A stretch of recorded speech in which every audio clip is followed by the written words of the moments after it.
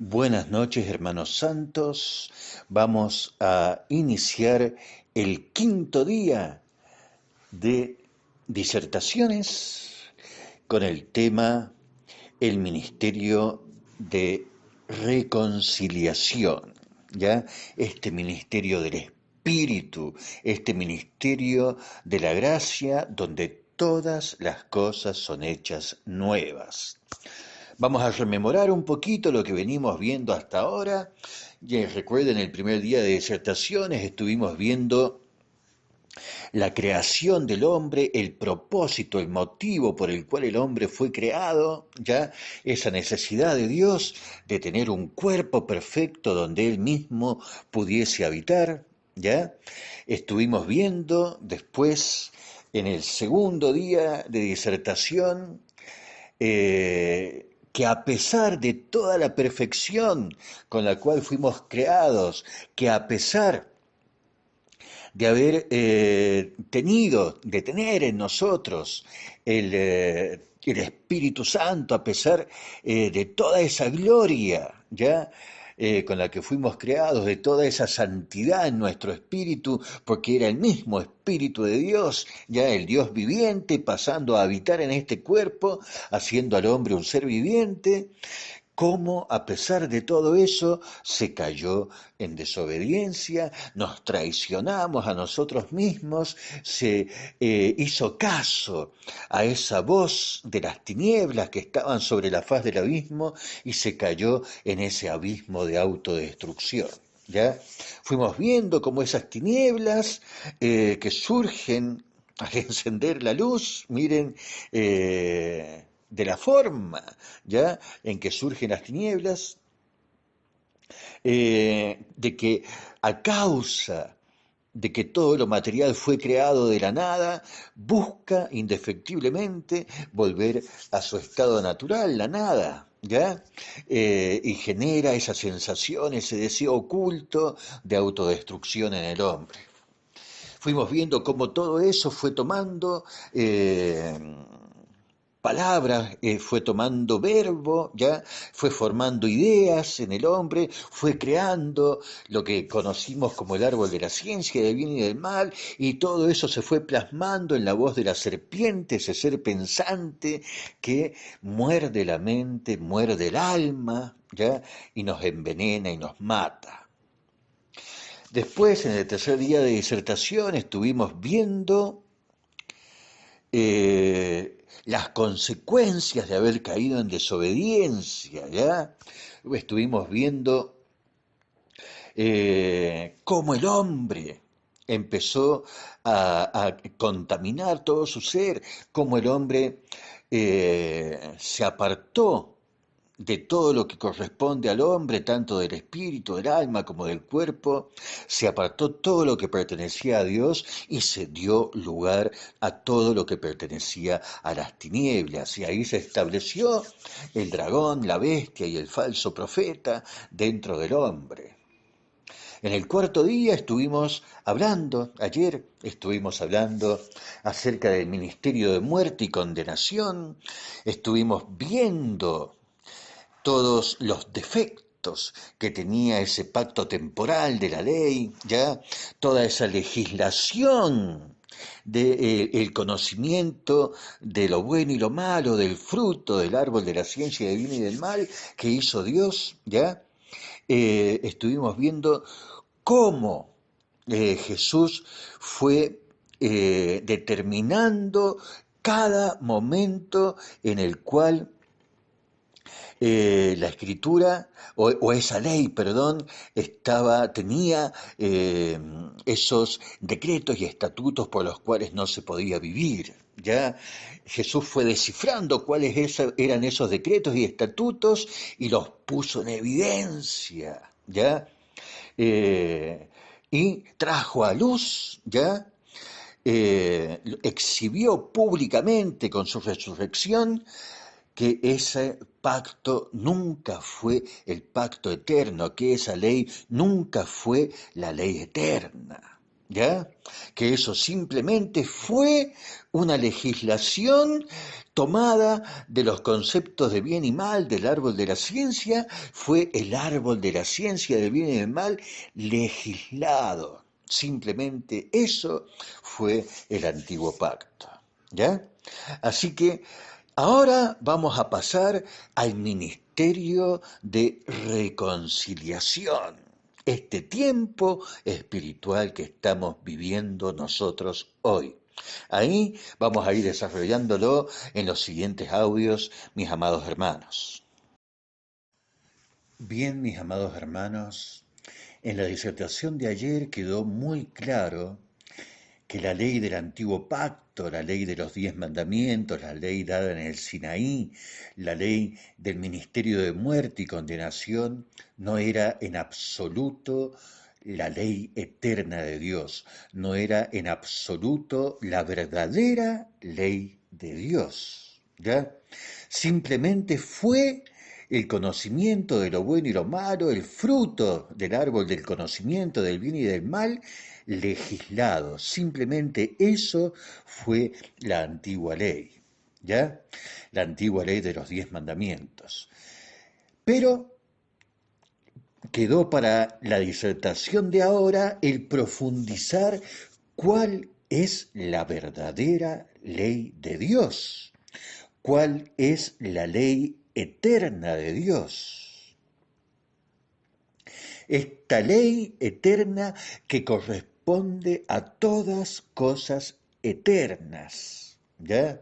Esta ley eterna de Dios que corresponde a la esencia de Dios, ¿ya? Veamos que todo lo mencionado en los 10 mandamientos y en la antigua ley eran cosas temporales, ¿ya? El no matarás era temporal, el no robarás, no mentirás, todas esas son cosas temporales, ¿ya? Si pensamos que esa era la ley eterna, entonces pasaríamos a creer que eternamente el hombre sentiría el deseo de matar, que eternamente el hombre sentiría el deseo de fornicar, que eternamente el hombre tendría la tendencia a mentir, ¿verdad? Y todo ese tipo de cosas que señala aquella ley. ¿Ya? Eso ya también es un claro indicio de que aquella ley nunca fue la ley eterna. Pero ¿cuál es entonces la ley eterna de Dios? La que corresponde a todas las cosas eternas. ¿Ya? Tal como se habló un poquito ayer, el amor es eterno. El amor es Dios, tal cual lo dice claramente el amado hermano apóstol Juan. Esa es la ley del amor, ¿ya? Es una de las características de la ley eterna de Dios. La fe es otra de las características de la ley eterna de Dios, ¿ya? Esa fe que nos sujeta y nos mantiene unidos a Él, ¿ya? Esa es otra de las características de la ley eterna de Dios, el estar capacitados para toda buena obra, mis amados hermanos. Esa es una de los principales pilares de la ley eterna de Dios. ¿Ya? El hacer el bien por propia naturaleza, el estar plenamente capacitados para toda buena obra. ¿Ya? Vea que el amado hermano apóstol Pablo dice que fuimos destituidos de la gloria de Dios, ¿ya? Esa gloria que por ende la teníamos instituida antes de haber sido destituidos, ¿ya? ¿Y en qué consistía esa gloria? Muéstrame tu gloria, le dice Moisés a Dios, y Dios le responde, haré pasar todo mi bien delante de tus ojos. Todo el bien de Dios es la gloria de Dios. Eso lo teníamos nosotros por propia naturaleza divina, mis amados hermanos. ¿Ya? Teníamos esa capacidad de saber hacer todo el bien sin tener la necesidad del conocimiento intelectual de lo bueno y lo malo. simplemente por la guía natural de nuestro espíritu que nos pone el querer y el hacer, hacíamos toda obra perfecta, siempre haciendo exclusivamente el bien. ¿Ya? Miren lo maravilloso de esto. Todo eso pertenece, corresponde a la ley eterna de Dios. ¿Ya? Ahora bien, el primero que empezó a tener conocimiento de esta ley eterna de Dios fue el gentil creyente Abraham. ¿Ya? Abraham, que fue instruido, fue alimentado por Melquisedec. Este Abraham, ya, que venía con un botín de guerra y rindió diezmos ante Melquisedec, reconociendo que Melquisedec era superior que él, ¿ya? Y este sumo sacerdote Melquisedec, ya del sumo sacerdote del Dios Altísimo. Este Melquisedec que es la figura de Jesús en aquel tiempo, ¿ya? Este Melquisedec que recibe los diezmos de Abraham y le da de comer a Abraham pan y vino. El mismo pan y vino que Jesucristo, ¿ya? Sumo sacerdote, según el orden de Melquisedec, le da de comer a sus apóstoles. ¿Ya? Es decir, le da de comer Melquisedec, le da de comer a Abraham el cuerpo y la sangre de Jesús. ¿Ya? Le da de comer toda esa sabiduría de la ley eterna de Dios, de lo que es en realidad Dios. ¿Ya? De todo el bien, de esa ley del amor, de la verdadera fe. De esa forma se nutrió Abraham, ¿ya? Este Abraham que cumplió los mandamientos, decretos y estatutos del Dios Altísimo que recibió por medio de Melquisedec. Todo ese conocimiento de la verdadera ley de Dios, ¿ya? Ahora bien, como el pueblo no fueron permaneciendo en ese conocimiento y no fueron permaneciendo en la fe de Abraham, Dios tuvo que implementar la ley dada en el Sinaí como para confinar al pueblo, tal como se habló ayer, ya, hasta que viniese aquel que enseñaría todas las cosas, ¿ya? Y también vimos ayer cómo Jesucristo tuvo que desobedecer a la ley temporal para no desobedecer al mandamiento eterno. ¿Ya? Este mandamiento eterno de hacer el bien. ¿Ya? Este mandamiento eterno, miren ustedes, este mandamiento de hacer el bien ya estaba legislado antes de la ley.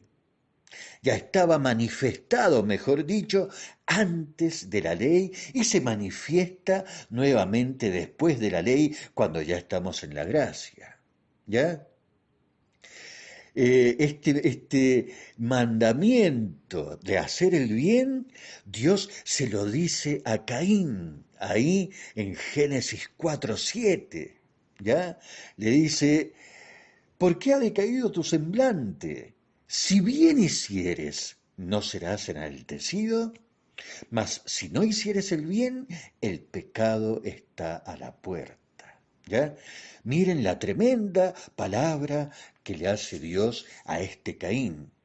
Si bien hicieres, ¿no serás enaltecido? ¿Ya?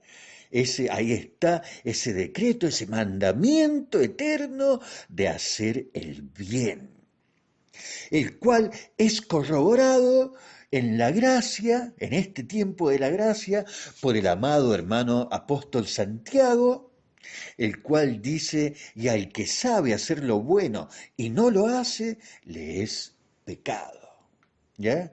Miren ustedes cómo, fuera de la ley, porque lo que le dijo Dios a Caín fue mucho antes de la ley del Sinaí, y después de la ley, ¿ya? Estaba ese mandamiento, ¿ya? Ese corresponde al mandamiento eterno, el mandamiento de estar preparado para toda buena obra, de estar capacitado por el Espíritu que nos pone el querer y el hacer para hacer toda buena obra. Ese es uno de los pilares de la ley eterna de Dios. ¿Ya? Así que este Melquisedec instruye a Abraham, ¿ya? Le da de comer ese pan y vino, ese cuerpo y sangre de Jesús, esa ley eterna de Dios, ese verbo que se hace carne, ¿ya? Le da toda esa instrucción de la ley eterna de Dios. A causa de que el pueblo no permaneció y transgredió, empezó a transgredir, ¿ya? Todas esas cosas, se dio la ley temporal del Sinaí hasta que viniese aquel que enseñaría todas las cosas tal cual como son, hasta que llegase aquel que regeneraría todas las cosas conforme a nuestro diseño original. ¿Ya? Una vez hecho el sacrificio en la cruz, ya queda totalmente anulada esa ley temporal del Sinaí y pasamos a establecer nuevamente la ley eterna de Dios. El amado hermano apóstol Pablo, ¿ya? Dice muy claramente por ahí en unos versos de Corintios, ¿ya? Dice, me he hecho a los judíos como judíos, ¿ya? A los que están sujetos a la ley, como si yo estuviera sujeto a la ley, hablando de la ley del antiguo pacto, ¿verdad? Aunque yo no esté sujeto a la ley, ¿ya? Él ya se declaró fuera, totalmente fuera de esa ley del antiguo pacto. ¿Ya? Pero me hago pasar ante los judíos como si yo estuviera sujeto a la ley para ganar a los que están sujetos a la ley.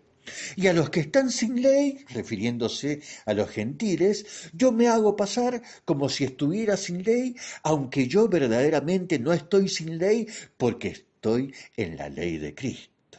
¿Ya? En la ley eterna de Dios, en la ley del amor, en la ley de la fe y en la ley de hacer el bien. ¿Ya? Miren lo maravilloso de esto, mis amados hermanos. Así que esta ley eterna de Dios consiste en esas cosas y corresponde exclusivamente al sacerdocio de Melquisedec, del cual Jesucristo es sumo sacerdote según el sacerdocio de Melquisedec. La ley temporal que se dio en el Sinaí simplemente es eso, es una ley temporal, una añadidura al pacto de la promesa, una añadidura temporal que vino 430 años después de la promesa hecha al gentil creyente Abraham y duró hasta el sacrificio en la cruz de nuestro Señor Jesucristo. ¿Ya? Eso nunca fue la ley eterna de Dios, algo que tiene principio y fin, no es eterno, ¿ya? Y eso correspondía al sacerdocio aarónico, ¿ya? Al sacerdocio levítico. Así que, mis amados hermanos, para tener claro todos estos conceptos, ¿ya?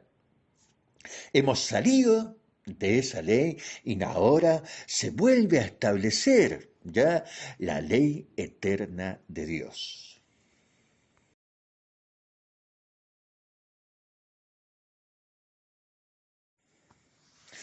Uno de los hermanos dijo en un comentario hoy en nuestro grupo de WhatsApp que aquella ley estaba diseñada, la ley del Sinaí, ¿verdad? La ley, esa ley en tablas de piedra que Moisés quebró, rompió, ¿verdad? Estaba diseñada para quebrantar al hombre, para quebrantar la dureza del corazón del hombre, ¿ya? Uno de los hermanos dio ese maravilloso concepto, yo me quedé muy gozoso en el espíritu con esa claridad de conceptos, ¿verdad? Esa era la finalidad de aquella ley, quebrantar la dureza del corazón del hombre, que el hombre entendiera que no, la vida no era por comer del fruto prohibido. ¿Ya? Esa ley que simplemente era la legislación de ese fruto prohibido, del conocimiento de lo bueno y lo malo, ¿ya? No era por ahí el camino. Dios tenía que quebrantar al hombre y que el hombre se diera contra la pared una y otra vez tratando de cumplir eso y de vivir conforme a esos preceptos y darse cuenta que no podía. ¿Ya? Y eso le generaba pecado, y mientras más pecado le generaba, Dios más iba preparando al pueblo para que cuando llegue el tiempo de la gracia, todos pasasen a ser salvos por gracia. Ese era el propósito de Dios al haber establecido esa ley. ¿Ya? Por eso, ese es uno de los grandes motivos también por el cual aquella ley era temporal. No, nunca fue la ley eterna de Dios. Ahora bien,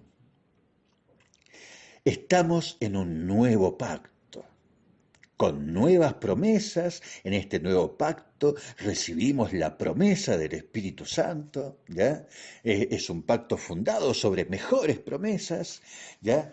Es un pacto con un nuevo sumo sacerdote, con un nuevo sacerdocio, este Jesucristo como sumo sacerdote y este sacerdocio según el orden de Melquisedec. Y tal como dice la Escritura, cambiado el sacerdocio, es necesario también cambio de ley. Se sale de esa ley del antiguo pacto, de los 10 mandamientos, y se restablece la ley eterna de Dios.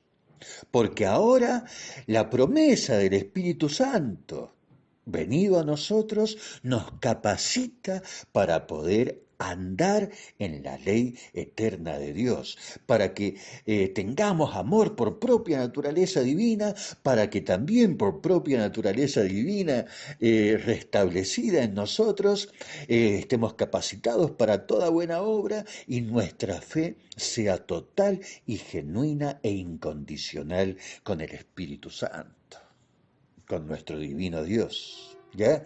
Así que, mis amados hermanos, miren lo tremendo, lo profundo de esto. ¿Ya?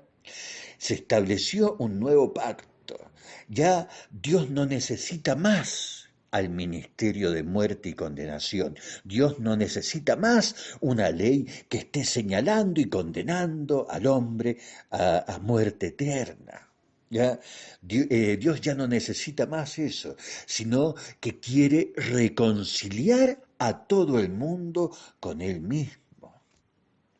¿Ya? Quiere atraer a todo el mundo a Él mismo. Quiere que todo el mundo, que toda la humanidad pasen a ser uno con Él y que Él sea el todo en todos. Esa es la voluntad de Dios. Y para lograr esa voluntad, esa reconciliación total, tiene que dejar totalmente de lado la antigua ley, que es la que señala el pecado, que es la que condena a muerte, ¿verdad? Y que es el instrumento legal que tenía Satanás para demandar la muerte eterna de los infractores. ¿Ya? Por eso dice que aquella ley era el poder del pecado. No solamente porque incitaba el pecado, sino porque le daba a Satanás el poder, el derecho legal de demandar la muerte eterna de cualquier infractor a aquella ley. Así que, mis amados hermanos, se cambió el sacerdocio, se cambió de pacto, se cambió la relación del hombre con Dios, ya no es a través de la ley, sino que ahora es a través del Espíritu Santo recibido, ya no es queriendo hacer obras de la ley, sino que ahora son las obras de la fe. Ya, estar enteramente preparado para toda buena obra, dejar que el Espíritu Santo fructifique en nosotros el amor de Dios y dejar que el amor de Dios se convierta en el motor de nuestra vida. ¿Ya? Miren la tremenda diferencia, mis amados hermanos. Todas estas son conceptos muy sencillos para poder entender que ya no necesitamos en absoluto de aquella ley. Esa ley fue útil para el tiempo espiritual, de muerte espiritual, que se vivió desde la caída en desobediencia de Adán hasta el fin de la ley de Moisés en el sacrificio de Jesucristo. Ahí se necesitó esa ley. Ahora cambió el tiempo espiritual, cambió la disposición de Dios, cambió nuestra relación con Dios y cambió lo que Dios necesita provocar en nosotros.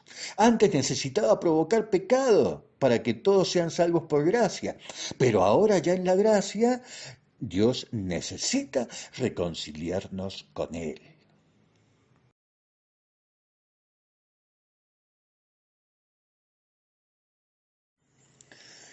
Jesús en su ministerio expresa que ni una jota ni una tilde pasarán de la ley hasta que todo se haya cumplido. ¿Ya? Hasta que todo se haya cumplido. Él vino a cumplir lo que estaba hablado, dispuesto sobre él en la ley, los salmos y los profetas. ¿Ya?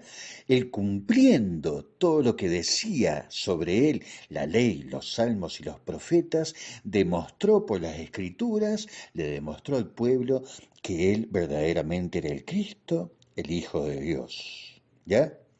Ahí Jesús cumplió todo lo que disponía la ley. ¿Ya? Ni una jota ni una tilde pasará de la ley hasta que todo se haya cumplido. El cielo y la tierra pasará, decía, ¿ya? Entonces, esa señal de que el cielo y la tierra pasará, ¿ya? Ese cambio de cielo y tierra nos indica que ya no estamos bajo el cielo y la tierra de la ley, sino que ahora estamos bajo el cielo y la tierra de la gracia. Esas son tremendas figuras comparativas, mis amados hermanos. Antes el hombre tenía el cielo, la mentalidad, y la tierra, el cuerpo, acomodado a esa mentalidad conforme a la ley. Ahora se capacitó al pueblo para hacer la transición de la ley a la gracia y se estableció un nuevo cielo y una nueva tierra conforme a la gracia. Ahora se tiene la mente de Cristo y se acondiciona al cuerpo para obedecer a esa mente de Cristo, ¿ya? En este cielo nuevo y tierra nueva que se establece en la gracia. Ya no estamos más en el cielo y la tierra de la ley, ahora estamos en el cielo y la tierra de la gracia. Si ustedes ven los sucesos acaecidos en el sacrificio de Jesús, ya esto de que el cielo se oscureció y hubo tinieblas durante como 3 horas más o menos, ya todo eso significa que el cambio de cielo, el cambio de entendimiento, se oscurece el entendimiento anterior, el entendimiento de hombre natural, se oscurece y se deja de lado para que se establezca el nuevo entendimiento, para que se dé a luz el nuevo entendimiento conforme a la mente de Cristo. Y mientras todo eso acontecía, hubo un terremoto. Un terremoto es un reacomodamiento de la tierra. Ahí el cuerpo, ¿ya? El cuerpo del ser se va acondicionando al nuevo cielo que se está creando. Deja de lado la guía del antiguo cielo, de la antigua mentalidad, y se acondiciona al nuevo cielo que se está creando. Miren ustedes toda la sabiduría oculta en el relato de la muerte de Jesús, ¿ya? Eso de que se puso el cielo en tinieblas, se oscureció, creo que durante 3 horas que fue, ¿ya? Y ese terremoto que hubo, miren ustedes, mis amados hermanos, eso marcó el pasar de un cielo, dejar ese cielo de la ley, ese cielo y tierra de la ley, para establecer el cielo y la tierra de la gracia en la cual estamos nosotros hoy, mis amados hermanos. Espero alcancen a dimensionar la profundidad de esto.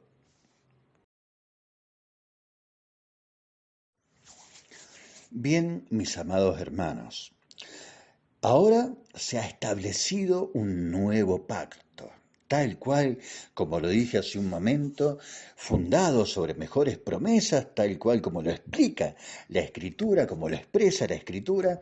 Estas mejores promesas es nada más y nada menos que la venida del mismísimo Dios a habitar en nosotros, en nuestro cuerpo, para convertirnos en templo de Dios, para regenerarnos conforme a nuestro diseño original, con el cual Él nos diseñó desde un principio para que seamos su imagen física al tener dentro de nosotros su semejanza espiritual. ¿Ya? A causa de la desobediencia caímos en muerte espiritual y la santidad de Dios, el mismísimo Dios, se retiró de nosotros y nos dejó en nuestra mínima expresión. ¿Ya? Ahora hemos sido levantados de esa mínima expresión, ¿ya? Hemos sido trabajados por Jesucristo, ¿ya? Y se nos ha devuelto la gloria que perdimos en el principio. La gloria que me diste, yo les he dado. ¿Ya? Se nos restituye aquella gloria, la santidad, el mismísimo Dios vuelve a habitar en nosotros y nos hace uno con Él. En esto consiste el nuevo pacto, mis amados hermanos. Este nuevo pacto que es la sangre de Jesús. Comer la carne de Jesús y beber la sangre de Jesús. Ahí Jesús lo estipuló en la última cena. ¿Ya?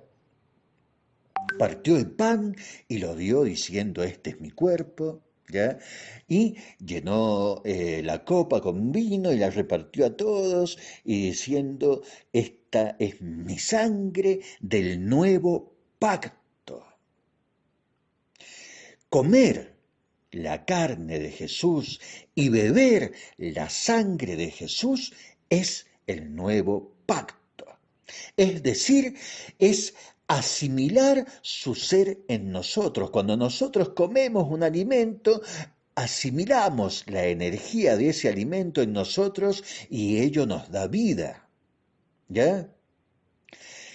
Comer la carne de Jesús significa acondicionar a nuestro cuerpo con la santidad del cuerpo de Jesús, para que no haya cabida en este cuerpo al pecado. ¿Ya? Y beber la sangre de Jesús, entendiendo que la sangre es la vida del ser, significa asimilar en nosotros la vida de Jesús para pasar a vivir la vida de Jesús. De esa forma, Jesucristo resucita en nosotros. La resurrección de Jesucristo en nosotros viene a ser nuestro nuevo nacimiento, mis amados hermanos. Jesús dice, a mí nadie me quita la vida, yo de mí mismo la pongo, tengo poder para ponerla y tengo poder para volverla a tomar. Jesús, de su propia voluntad, pone su vida en la cruz para aniquilar, destruir el cuerpo de pecado de toda la humanidad, a fin de volver a tomar su vida en cada uno de nosotros, que pasamos a vivir la vida de Jesús, en la cual Jesús puede resucitar en nosotros. Pongo mi vida en la cruz para volverla a tomar en todos aquellos que estoy salvando. Por eso dice, y por ellos yo me santifico a mí mismo. Miren lo maravilloso, alcancen a dimensionar la inmensidad de esta obra, mis amados hermanos. ¿Ya? De modo que el beber la sangre de Jesús, el hacernos uno con Él, es entrar al nuevo pacto.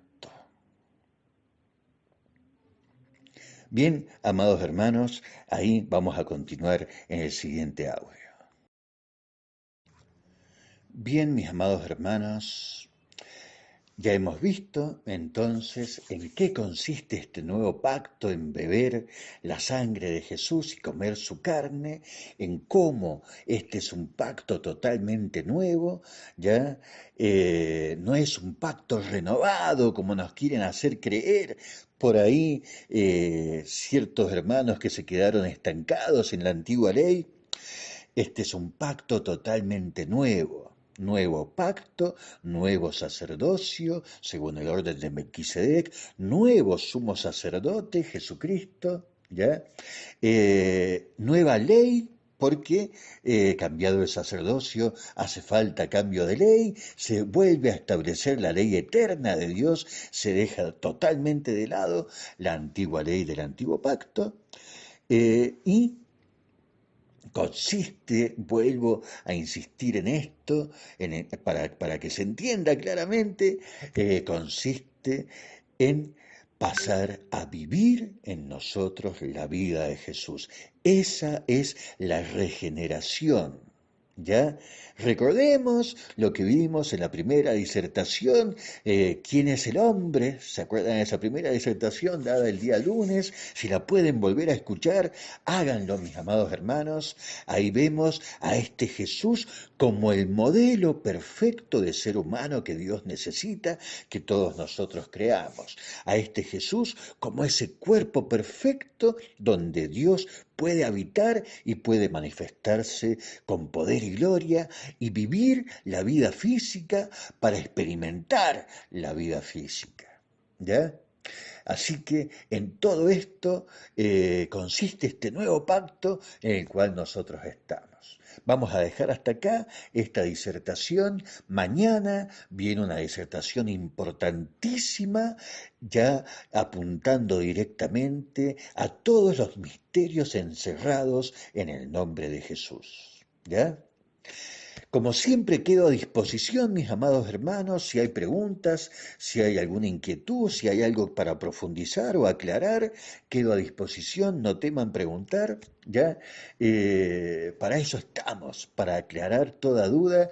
En un hijo de luz no puede haber ninguna tiniebla, y una pequeña duda sobre algo ya es un poquito de tinieblas, así que hay que disipar todo eso. Los amo en el Señor, los amo en nuestra identidad Jesús. Hago una acotación antes de terminar la disertación de hoy, un detalle importantísimo, mis amados hermanos. Hay que tener en claro esta tremenda diferencia entre estos dos pactos. El antiguo pacto era con defectos porque básicamente era un pacto entre Dios y el hombre. ¿Ya? Dios tuvo que adaptar todas las cosas a la capacidad de entendimiento que tenía aquel hombre que no tenía a Dios morando dentro de sí. Eso lo hablamos muy claramente en la disertación de ayer. Y la gran diferencia que hay también con este nuevo pacto es que este nuevo pacto no tiene defecto porque es un pacto entre Dios y Dios. Miren la tremenda diferencia, amados hermanos. Este nuevo pacto es un pacto entre Dios para con Cristo, tal cual lo dicen aquellos versos ya de Gálatas 3:17, donde dice: esto digo pues, este pacto previamente ratificado por Dios para con Cristo. Este es un pacto entre Dios y Él mismo, de Dios consigo mismo. ¿Ya? Por eso nosotros, para poder entrar a este pacto, debemos ser hechos uno con Él, porque este pacto es entre Dios y Dios. Miren la tremenda diferencia de pactos y el por qué uno tenía defectos y el por qué el nuevo pacto no tiene absolutamente ningún defecto y es el pacto eterno.